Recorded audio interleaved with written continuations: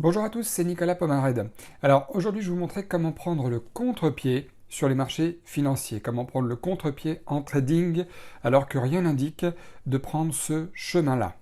Donc c'est parti, là je vais acheter le titre Twitter ici parce que j'étais tenté il y a encore quelques secondes de le vendre avec ce pullback qui allait, se diriger vers la baisse et finalement je décide que je vais l'acheter vu à la vitesse à laquelle il se retourne pour monter. Ça peut être assez impulsif, ça peut être plutôt fructueux, donc pourquoi pas le prendre. Voilà, donc j'achète ici, mon stop est sous la consolidation. Tesla, même idée, d'accord. Tesla aussi, il a fait un pullback très scolaire, un peu trop facile à repérer. Et vous voyez, cette grosse bougie verte là, elle couvre largement les trois autres petites bougies rouges qui ont eu lieu avant, des bougies d'une minute. Donc ça veut dire que le retournement est hautement probable. Donc là, je suis rentré sur Tesla, je suis même bien rentré sur Tesla. L'objectif, c'est au moins d'aller chercher à combler le gap de la veille, même si, je le rappelle encore une fois, tous les gaps de toutes les actions, de tous les actifs financiers ne se comblent pas toujours comme on le dit. C'est faux. On dit un gap est toujours comblé, c'est faux. Il y a des gaps qui ne sont pas comblés depuis des années parce que le marché n'a pas cessé de monter ou de descendre aussi simplement que ça. Voilà. Alors, concernant Tesla, là c'est bon. Twitter, déjà 150 $ de gain latent, 160. J'aimerais bien que ça titille les 200 $ parce que c'est à peu près le risque que j'ai pris. Donc j'aimerais bien que ça titille les 200 $. Je mets une alerte au cas où. Là, je jongle évidemment entre Twitter et Tesla. Il n'y a plus qu'à attendre un petit peu. Je vais mettre une alerte aussi ici si jamais ça redescend d'un coup que je sorte, parce que là, il n'est pas question de sortir pour l'instant. Donc Tesla, c'est pareil, 30 $, 150 $ de gain. Je vais sortir maintenant par contre Tesla parce que ces retournements à lui sont généralement plus violents. Bon voilà, j'ai pris 91 $, 20 titres. Il me reste 50 titres, 50 $ de gain latent, 10 titres, excusez-moi, pour gérer la suite de la position. Alors, là, c'est pareil, Twitter, j'ai envie de sortir maintenant, c'est ce que je fais. Voilà, 141 $, c'est peut-être le moment du pullback. Déjà que dans les 15 premières minutes, c'est assez chaud de patienter comme ça. Donc, pas besoin. Je pensais que ça allait exploser un peu plus vite, un peu plus haut. Mais c'est déjà excellent. 140 $ de gain. Voilà. Là, si je sortais maintenant sur Tesla, bon, j'avoisinerais les 300 $ en quelques minutes.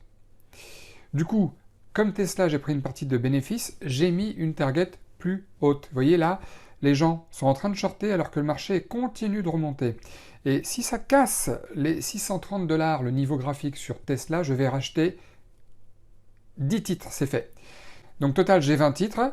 Et ce qui est génial avec ce renfort, c'est que vous allez le voir, je remonte mon stop juste sous la bougie et je risque exactement la même chose qu'il y a 2 minutes si j'avais laissé mon stop plus bas sans avoir renforcé ma position. Et en plus, potentiellement, je peux gagner plus sur le même niveau. Au lieu de gagner 120 et quelques dollars, je peux gagner 240 $ comme vous le voyez. Après, c'est un pari, j'espère que ça va y aller, ça a l'air de tout faire pour en tout cas, donc c'est très bien. C'est très bien, donc on va attendre un petit peu maintenant. Les indices à droite sont plutôt haussiers, le S&P 500 et le Nasdaq, enfin haussiers. Ils se dirigent vers la hausse. Là, je vais shorter le titre Alibaba. On est quelques minutes plus tard, les indices se retournent. L'objectif sur Alibaba, c'est à peu près là.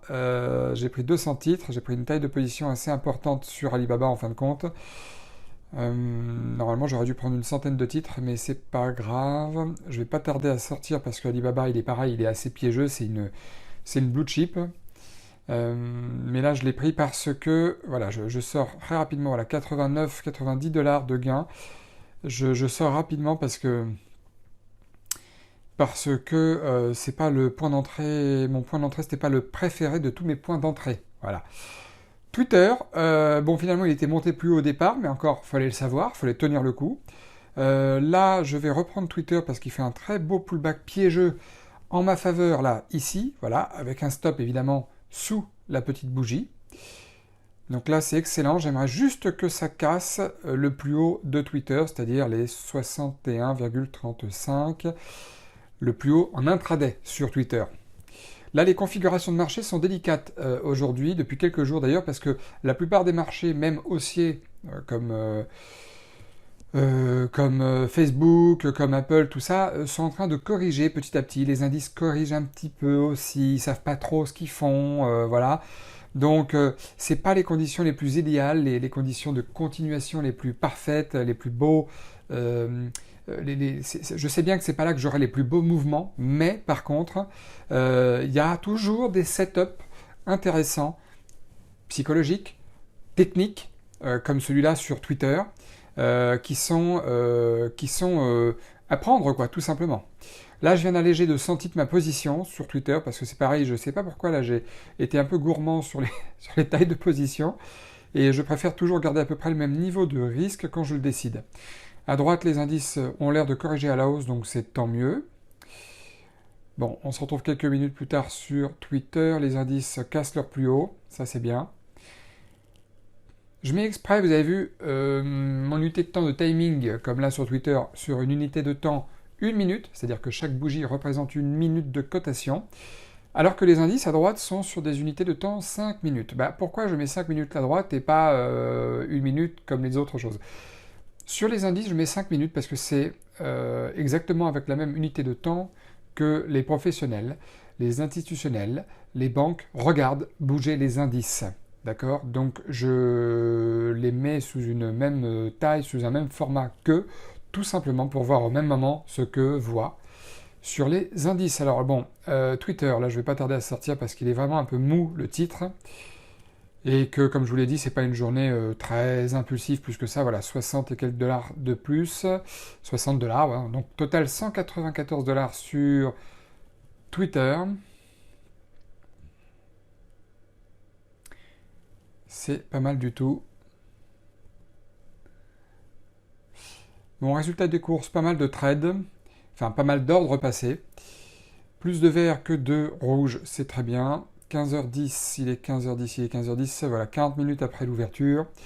C'est la dernière semaine où, à partir de lundi 29 mars, on passe à l'heure d'été, donc on repasse à 15h30 l'ouverture des marchés américains, tant mieux. 373 dollars aujourd'hui, toujours sur le même compte réel, c'est quelque chose que vous pouvez faire aussi. Bonne journée sur les US. Donc voilà. Donc ouais, c'est bien. Alors, merci, bah oui, je vous dis merci. Mettez un pouce encore si la vidéo vous a plu. Surtout, n'oubliez pas, c'est important pour être mieux référencé. Puis surtout, abonnez-vous à la chaîne si ce n'est pas encore le cas. Continuez à vous abonner, continuez comme ça me fait plaisir. Vraiment, ça montre que ça vous plaît et je le vois à travers la plupart de vos commentaires. Donc, merci à vous tous. Excellente fin de journée et puis à très bientôt.